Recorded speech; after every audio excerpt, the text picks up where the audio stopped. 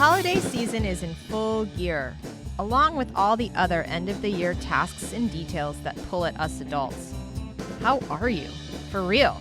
Pause. Truly consider, how are you holding up right now? Parenting through the holidays can up the joy and the stressors too. Let's consider ways we might be able to be present for the joyful parts.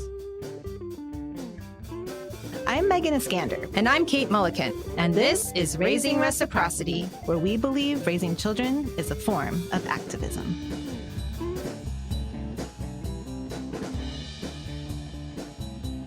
Hello. Thank you so much for joining us today.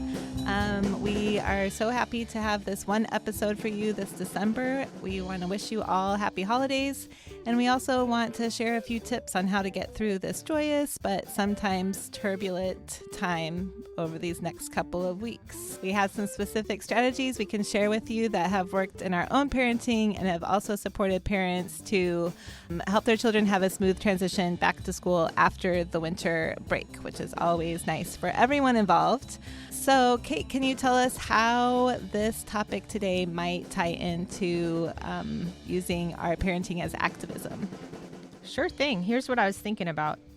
When you consider your family values and how to prioritize them, how to use them in your decision making, you're operating from a place of being true to you. And in a world where one can easily get swept up in the current of consumerism and the Instagram perfect images, you can be an activist to stand up for your family values and stay true to them.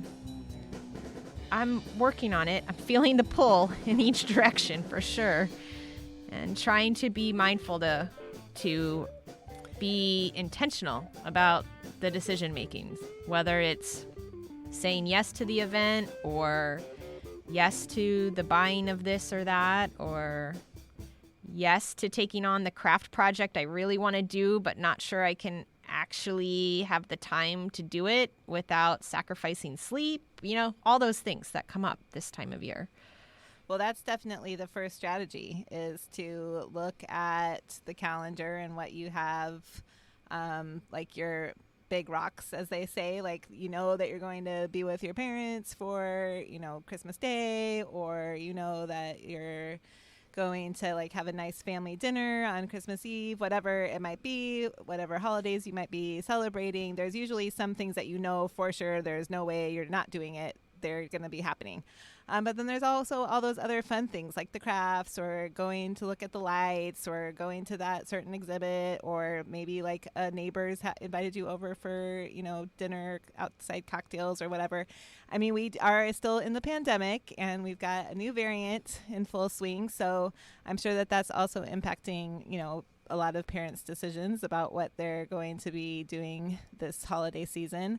But, you also probably have more people in your life, in your bubble now than we did a year ago, that are vaccinated and you feel safe being around. So I'm guessing that there's a little bit of both. Maybe you're doing more than you did last year, but still less than you were previously.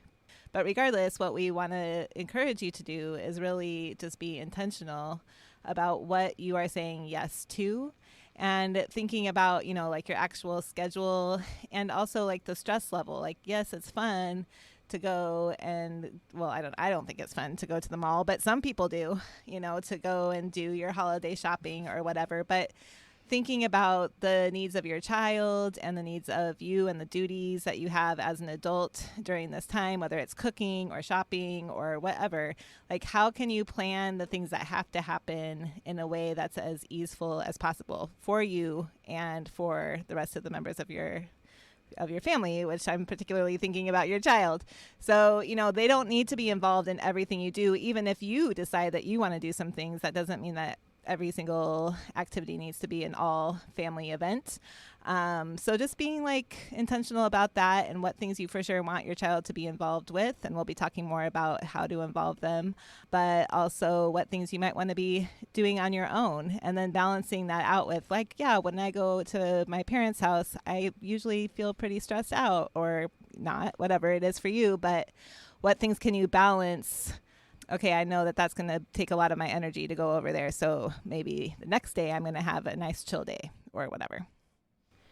One of the things that, as people who have been spending, years of their lives working with little kids, we'd like to make sure that maintaining their routine and schedule as much as possible, specifically around sleep and meal times, and also even maybe to some degree what's familiar to them for eating, that can be really helpful in keeping their stress signals lowered, which then in turn, helps you enjoy them more when they're not wigging out, right? So taking a look at that as you consider your plans for the holidays can be really important.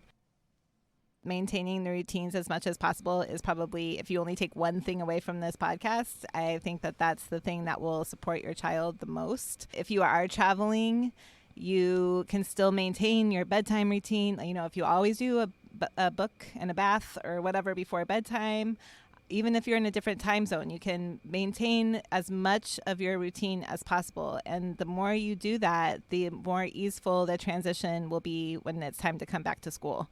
And that includes like getting dressed in the morning, like doing those kinds of routines too. If you spend the next 2 weeks in your pajamas, as we often do, then you can anticipate that there might be some pushback when it's time to go through that morning routine to come back to school, as far as like getting dressed and getting out the door. So as much as you can keep those kind of just like day in, day out familiar routines that you have during the, your school year and that kind of rhythm over the break, the easier it will be to get back into that rhythm once the holiday break is over. I'm thinking about the pluses and minuses of that feeling of anticipation. And as adults, we have a lot of context to understand that, anticipation can be a real motivator. You're looking forward to something. You can use it as the carrot because you're getting through the stuff that are maybe, the to-do list kind of items, right? And the minuses can be the anxiety that comes with all the what ifs of that anticipation. What if it doesn't go well? Or what if I don't get it done? Or what if somebody gets sick, etc.? And your children, even young ones, are capable of feeling anticipation. They just don't have a broad picture to, like I said, keep perspective on it. So that is where I'm thinking about ways that you can work towards preparing them before an event. And maybe over the break, you create a picture calendar.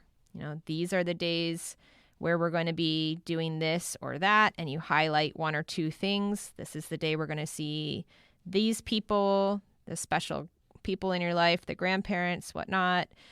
This is the day where we're going to head out to visit, the zoo lights or whatever it is that you do to celebrate. And maybe you do include, this is a day where we're going to have a pajama day the entire day. It's not like that's wrong. It's just the idea of keeping them in the loop so that when you do reintroduce the routines, they're prepared and expecting it. On top of maintaining the routines, the second biggest strategy is preparing them. Like, what are they going to, what can they expect? So if you're going to the grandparents' house for dinner, as much as you can share about what to kind of anticipate, like, okay, we're going to arrive, these people are going to be there, this is what we're going to eat. Maybe there'll be a gift exchange, even doing some grace and courtesy around, when someone gives you a gift, then you can look at them and say thank you, or maybe you want to open it and then look at them and say thank you so much for thinking of me. I did that with my children after 1 year. They just didn't really know what to expect. And so they tore through their gifts, and it was just not a lot of appreciation was going on. It was somewhat embarrassing. Then we just did, when someone gives you something, you can open it, read the card first, always look at the card, see who it's from, look at the person, say thank you so much for thinking of me, open the gift, look at them and say thank you. Then later we'll write a thank you card, these kinds of things. And they picked up on that right away, as they usually do. If you just will take the time to kind of walk them through those moments beforehand and tell them what to expect and what the appropriate way to respond is. And so also talking about maybe there might be some COVID stuff going on. If there's people there, like, we will be wearing our masks the whole time. We'll be outside the whole time, so we want to bring extra clothes. All of the details that you can share beforehand is really important. And then also always including that, there also has to be flexibility because things might change. And we've certainly learned that through COVID. As we get more information, then we might change what we're going to do. But right now our plan is that we're going to go to grandma's. It's only going to be grandma and grandpa. We're going to have dinner together. We're going to exchange presents. We're going to sleep over. And then we get to wake up there. Every little detail that you can offer is just going to help your child be successful. Yeah. I'm also thinking about because I'm living with a elementary aged and a middle schooler right now. Some of the conversations that have been happening at our house around what to expect have been around the fact that they are of an age where some mixed emotions might enter into their experience of the holidays. So that kind of sticky feeling of jealousy, they both have had some expressions of that. And so we've been discussing what that looks like, how that presents itself to them. And then if they feel that creeping up, what are their strategies? And so having some of those discussions ahead of time, I'm hoping, we'll see how this plays out, but I'm hoping it's going to mean that in terms of the things you were just talking about around expressions of gratitude for people being thoughtful about them and wanting to show love through exchanges of gift giving or gestures to include them in an outing or a book or storytelling or whatever. And how can they handle that when inside they might be having some mixed emotions because cousin got something that they are starting to feel envy over, or friend or big sister or big brother, whomever, right? And like, how do they manage that? What are some skills they have to balance that? And anyway, we've also talked about how the external messages around the holidays. So at my house, Christmas is celebrated, and I have one real fanatic about Christmas music in our house.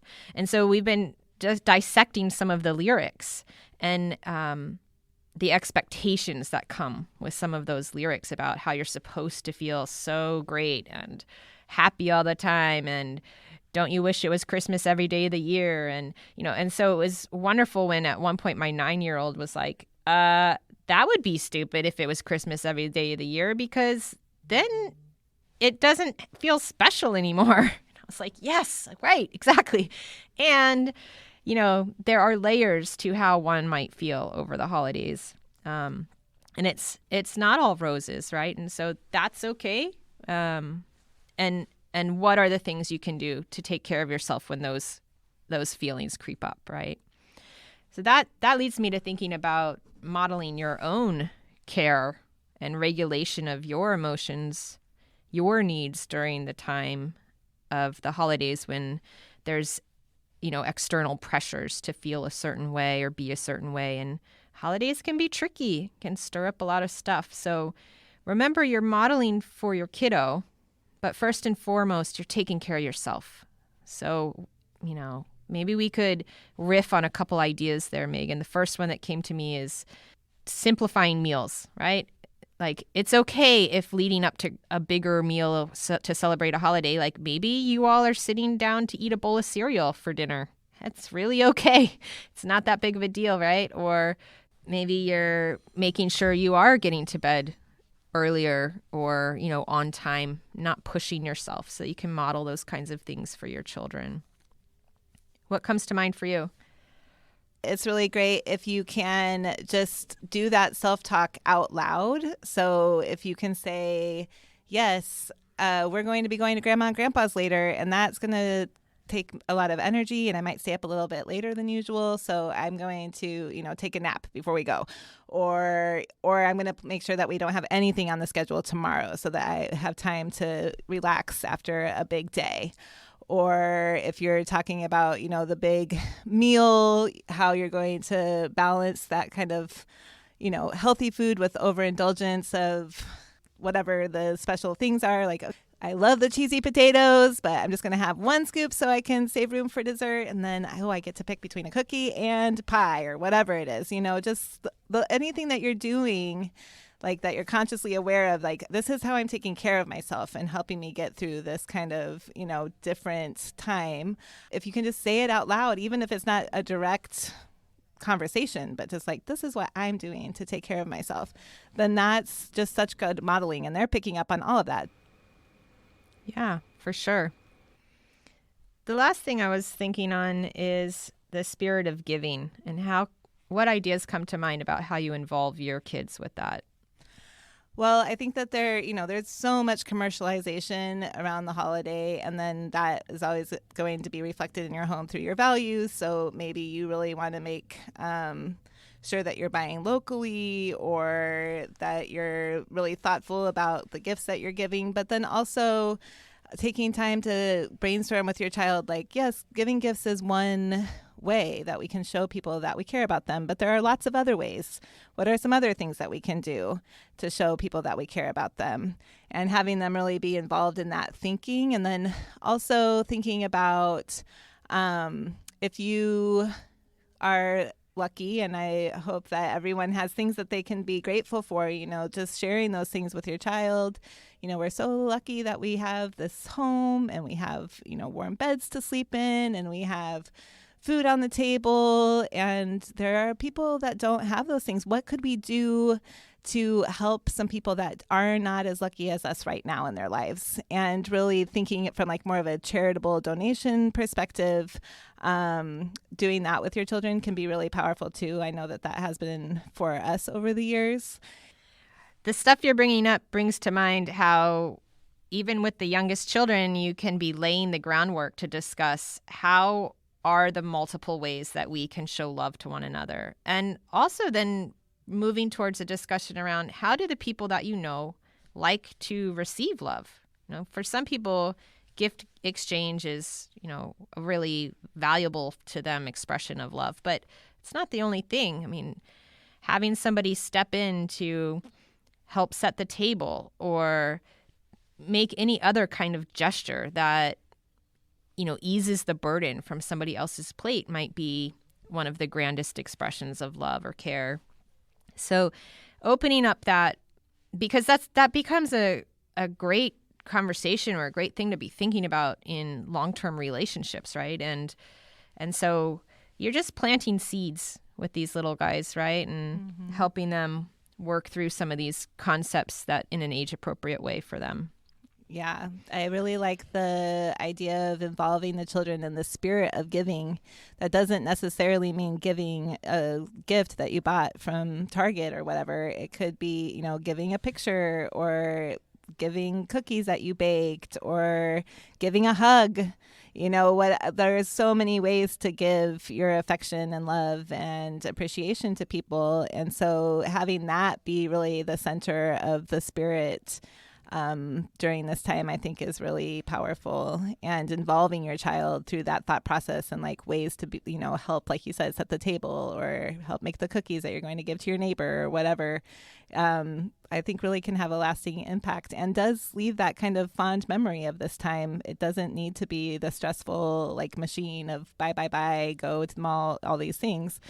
I mean, sure, it could have that element if you enjoy that, but I think that there's so much more to be gained if you're just focused on, like, how can we help people? How can we show people how much we love them? Think about all the people that you have in your life that you do love and appreciate. What are simple things that we can do to share that love, all the time, but especially right now. Yeah. So in closing, a thought I'm having is around use of a grounding word, for example. So for me, what's been coming up is the word pause. So between transitions, so for example, leaving work but reuniting with my children, or before I make that phone call, or whatever it is, just like pause, take a breath, kind of check in with myself. So that word pause, for example, has been coming up for me. December, for a variety of reasons, has felt kind of heavy. And so that is keeping me more rooted or grounded in how I want to be, how I want to be showing up for others and myself in this today, in this moment. So maybe that helps you to find a word to kind of help move you through the next couple weeks and enter into the new year as you reflect on 21 and you start to make plans for 22. Yes, thank you so much for joining us. We hope that we were able to share some tips to help just have a really lovely and enjoyable holiday break this winter. And, seasonally, it is a time of just kind of slowing down and being a little dormant, so do that as much as you can. Thanks, you all. See you in the new year. We hope that you can have a great holiday season with people that you love. It's time for you to hit the subscribe button, and we want to thank you for listening. See you soon.